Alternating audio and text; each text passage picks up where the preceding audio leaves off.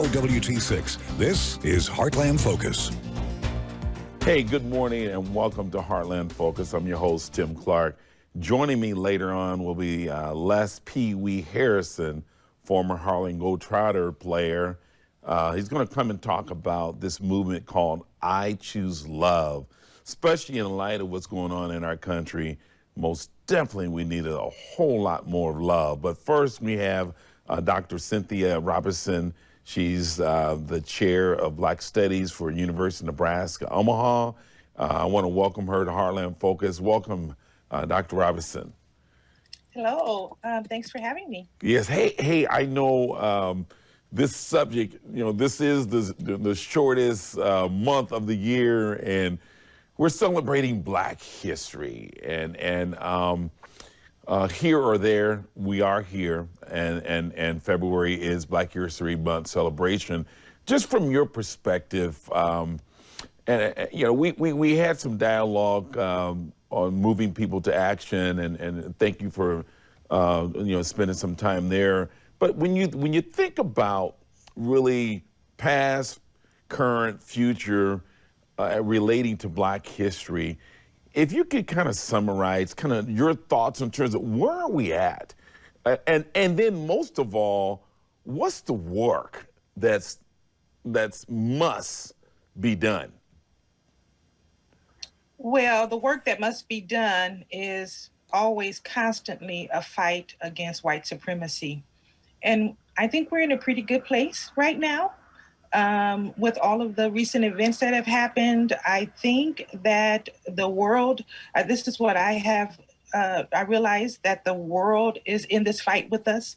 People are in this fight with us who may not have been in this fight with us before.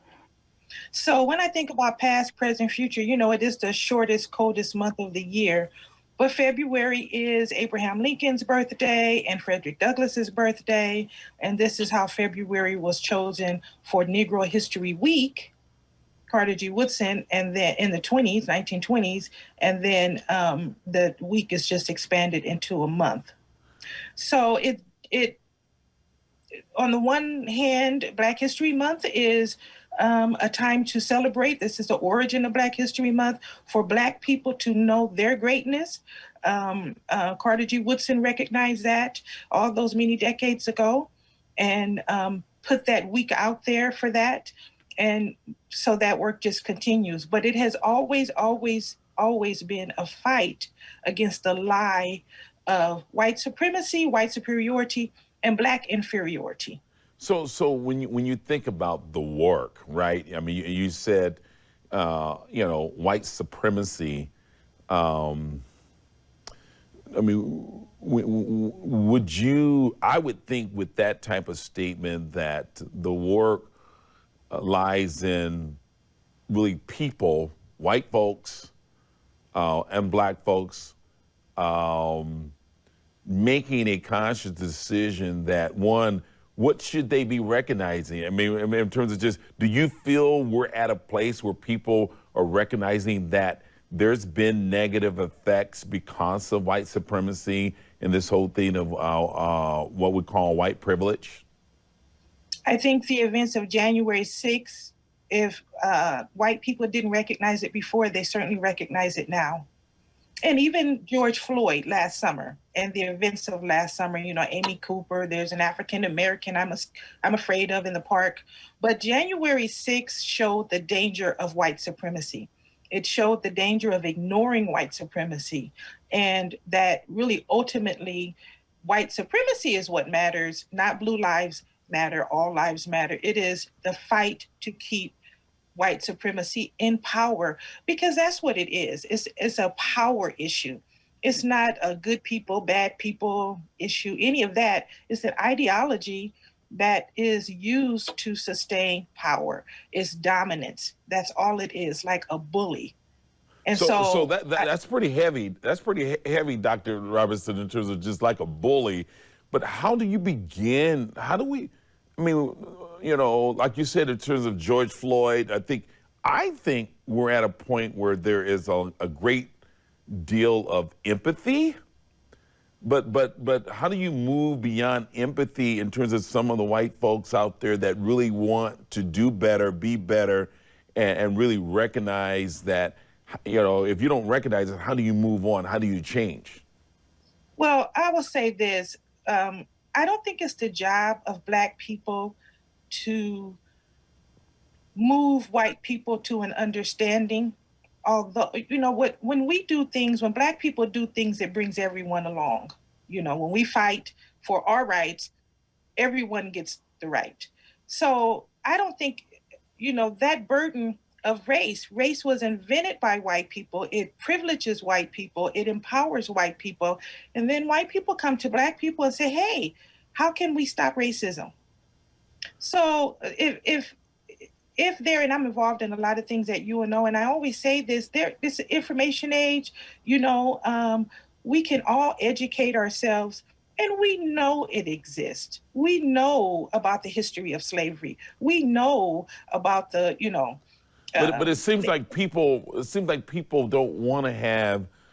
They don't want to. They just. Is it too much pain that folks don't want to have the conversation, or because I don't think you begin to heal unless you're able to talk through some of these pain points.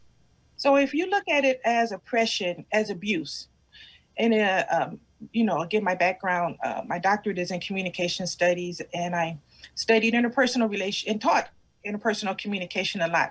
Just take a interpersonal relationship where one person is abusive to the other.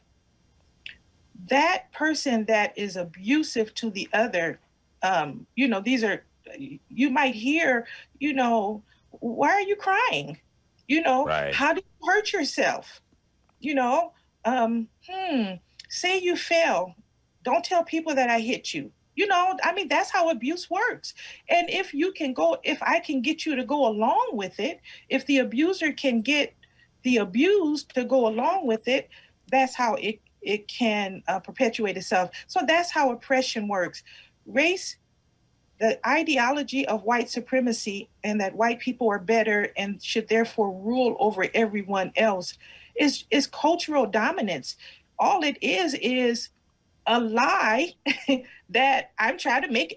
People are trying to make everybody believe. Yeah. I always say it's almost like, how does the pimp get the prostitute to work in below zero weather and then hand him the money?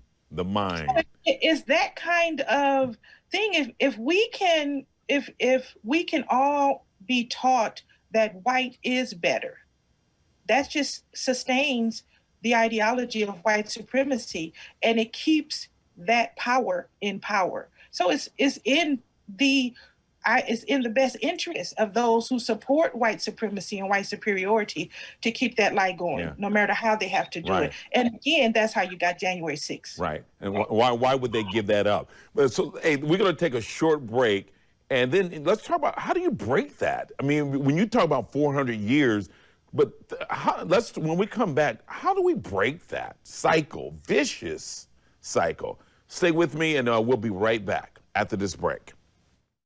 Hey, welcome back to Heartland Focus. My guest is the chair of Black Studies, Dr. Cynthia Robertson. Hey, thank you so much for spending some time with us. But as we're talking about this whole thing of Black history and really the dominant force that's been so, as you articulated, in white supremacy, has been so dominant in causing so many pain points. What's your thoughts around how do we break this cycle? Because we can't just sit here and say, "Hey, here's what it is," and let's just live with it, right? How do we get better? How do we break? What's the breakthrough? I think the most effective way to break the cycle of white supremacy is through education.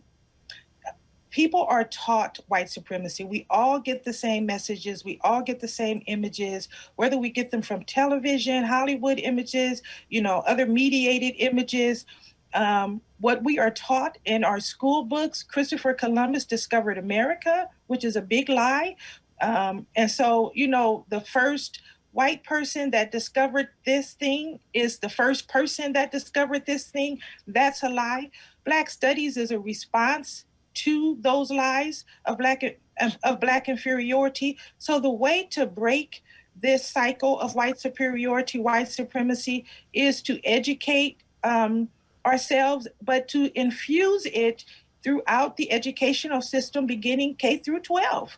You should not have to finish high school, go to college, and take a Black Studies class to learn about Black history or true American history. You shouldn't have to take a Native American Studies class. You shouldn't have to, on your own, study, the Chinese Exclusion Act. These things should be taught to us. When we learn about American history, let's just learn about American history. And it's good, it's bad, it's ugly, it's wonderfulness. When we learn about the founding fathers, including there that they were slave owners. And This is why slavery was written into the Constitution. Let's teach about lynchings. Let's teach about the bad of this country and the good of this country. Let's teach about it, because the main thing is we are taught to not like each other. Taught and learned behavior. It's all learned behavior. It's all learned behavior. Yeah, and when you especially when you think about hatred, and how do you not like me and you don't even know me, and just because I'm a different color of skin or some kind, in terms of gender, religion. I mean, there's a lot of biases that we have. But I think you're so right. So you're thinking that, education is at the core of really trying to break through, that we really should implement those educational opportunities K through 12. It should not be you take your first Black history course when you're in college. Absolutely not. The Department of Black Studies, we just helped Creighton Prep High School implement a Black history course. Now, people, Dr. Robertson, I know it said, so education is key, but when you think about what's happening, January 6th and George Floyd and a lot, it seems like that people, the belief and the misinformation, the lies are really dominating the day. It's kind of like, are you kidding me? I mean, it's just right in front of us. And so I don't know if we present facts. Will that really, we're trying to prevent facts right now in terms of just with the impeachment process, with all of the policing in this country. How many videos do we need to see? I think the problem is that people in power participate in the lie. That's the real problem. People with power to help stop the lie participate in the lie because that lie serves them. So we need to vote those people out. One lie was our vote doesn't matter. Our votes don't count. Now we really clearly see that Black votes definitely count. Yeah. Black votes definitely matter. So we just need to keep ourselves informed. We need to make sure that we get our information from credible sources.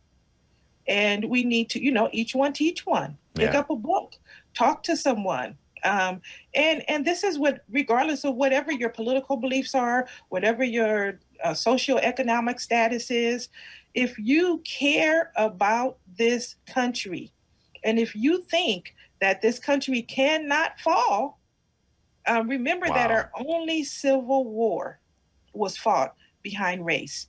It really was. And January 6th, they came to play civil war. Yeah. That's what we want to do. And you said it, if you dare to think that this country cannot fall, and I think we've allowed ourselves to be so asleep that like we're the untouchables, like we're not gonna, that we cannot put ourselves in a situation where we can crumble. Our democracy is fragile. As we close, Dr. Robertson, if you could, you have a lot of people with good intentions, black, blue, yellow. They want to do right. You have white folks out there. They want to. When George Floyd took place, I got a lot of calls from a lot of my white friends saying, hey, one, they apologize, and they wanted to know, what can they do? How do they right a wrong? Once you take the last, it ain't a lot of time, but 60 seconds, just how do you begin to move them in a path to where they're out there and they want to do better, and they want to really start a process of unrighting a wrong? So I teach on a predominantly white campus in a predominantly white town and state.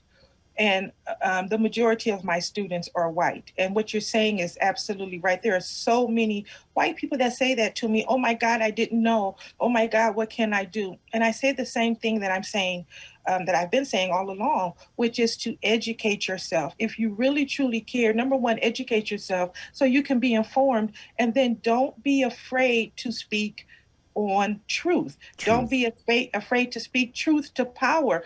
And we really, really need white people with power to speak to white people with power. There you go. That's what we need. There you go. Hey, we're going to leave it right there. Thank you so much for taking the time. And if there's anything, I know you're celebrating your 50th anniversary this year. Please come back and let's talk about the festivities and activities that you have planned for this year. Yeah, 2021-22 academic year, beginning in the summer, hopefully, and definitely kicking it off in the fall. The Department of Black Studies at UNO is turning 50. Right on. Hey, right on. Thank you so much. I appreciate you. Thanks for the work and the truth. Yes. It will. All right. Hopefully, it'll set us free someday. It will. Yes, it will. The truth. There you go. Hey, we're gonna take. Have Les Pee Wee Harrison,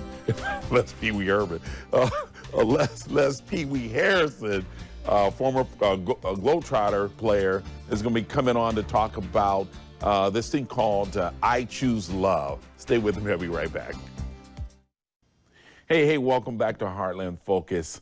I want to welcome Mr. Leary. Did I get that name right, Mr. Leary? Yes, sir. You did, Tim. Hey, I know before he came on, I did announce our guy, Pee Wee, Les could not be with us, Harrison, and so you're stepping in for him. But hey, let's talk about what you're here for, something that I think is just really profoundly at the core and the root of a lot of our pain points and a lot of our struggles that we're having in this country, is that we're not choosing love. We're choosing something else. So talk about the motivation around I Choose Love movement in terms that's going to take place in terms of just across this country. And we have an opportunity to do a kickoff right here in Omaha, Nebraska. So let's talk about that, Mr. Leary.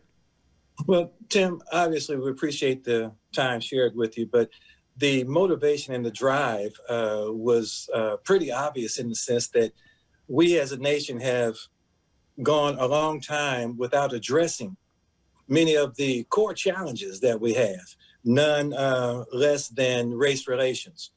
And it's clear that in tough times, those issues become exacerbated and they get acted out in ways that are opposite of an approach that people can really feel good and feel confident about. And so to kind of offset some of the reactionary forces, we kind of scrambled our brains to figure out what is a pathway toward a national healing. Yeah. How do we inspire those of us who desire peace? How do we put a tangible face on that? And what can we do? And rather than wait and try to figure out and build a committee and a major conglomerate, we decided that we as individuals had the responsibility to do it for ourselves.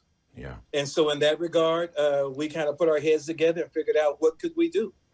And in that, recognized that there was no more unifying power, no more force that we could identify to rally around that had the ability to touch every single human being than the power of love. Wow. And that only four letters. Yes, sir. But the power, and if we allow it to blossom and do really what we know it can do, I think if we put aside Republican, Democrat, and all these these things, and really just do what's in the heart. So you're hoping. So you're going to kick off this weekend in Omaha, Nebraska, and the goal is, okay, we have on the screen there what's going to happen there. It's going to be at our downtown at the Omaha Police Force there, Police Department headquarters right there in downtown Omaha, and that's open up to the public. I understand that it is. Obviously, I think based on the restrictions around the virus, there'll be limited capacity, but it will be open to, I think, a select group of the public. So to that degree, it will be a public event, just conditioned by the restrictions around the virus. There you go. So when you think about, and I did get a chance to read some of your material, and you guys have a pledge out there. What's the takeaway? What are you hoping people would just, what nuggets that you want people to take away with this movement, I Choose Love? And how do we put that into practice? What's the practical, application of implementing this strategy? Well, that's a great question.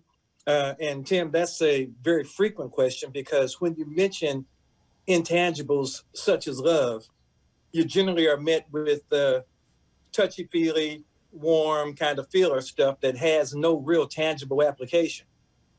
But we recognize that as a responsibility, love brings along with it some other elements that are mandatory toward its application. First and foremost, it's very difficult to apply love and not apply justice. Justice is highly favored in the eyes of God, and we recognize that if you're going to promote love, that you also have to promote justice. Yeah. And justice and fairness and equality are all critical elements that are part of the major healing that our country needs. In addition to that, it is the hallmark, the word love is the hallmark of many, many jurisdictions. And when we talk about the ministerial community, when we talk about first responders, when we talk about educators, when we talk about healthcare workers, they are generally motivated by a strong emotion and a love for people. Right. And if we can find ways to channel that, whether it's a community cleanup, whether it's a service to senior centers, whether it's a outreach to youth, it's always driven by and motivated by the power of love. Yeah. So there are a tremendous number of ways that it can be applied, but first and foremost, we want to communicate that first, love is a choice. Yeah. And you can make that choice in and of yourself. But when you make that choice, recognize that it's not something that is isolated. It bears a major responsibility as well. Yeah. And that responsibility has a lot to deal with how we treat one another, how we make sure that everyone has a fair and just opportunity, and how everyone is vested in the positive outcome of love, because we are surrounded by reactionary forces. Wow. Yeah. But once you buy in, you bear responsibility for following through on a lot of attributes that would be counter to what we deal with on a daily basis. Well, Mr. Leary, we're out of time, but if you could leave us with, this is Black History Month, February, and you guys are kicking off this national movement, I Choose Love. Give us really what people can take from this conversation. Give them one nugget, if you would, with only 30 seconds in it. Well, and I appreciate that, Tim. In reference to Black History Month, the greatest light we can shine on that is the phenomenal resilience of Black people in this country. Where we began and where we have come from and where we are now could only be done by a people that had a tremendous commitment to life and to a better way. There you go. And rarely that gets lost in the conversation. And I think it's very important to recognize that these are phenomenal people. There you go. Because if you asked anybody to embrace what we've had to come through and then come out of that promoting love, you're talking about incredible human beings. Hey, we need to leave it right there. Thank you so much, and most definitely I will take the pledge. Okay, thank you so much, Mr. Leary. Hey, that's all for this episode of Heartland Focus. Make today the beginning of your best year. You do what you need to do to stay safe, you guys. Till next time, I'm your host, Tim Clark. Take the time. Be good to yourself. It makes it so much easier to be good to others. I'm out.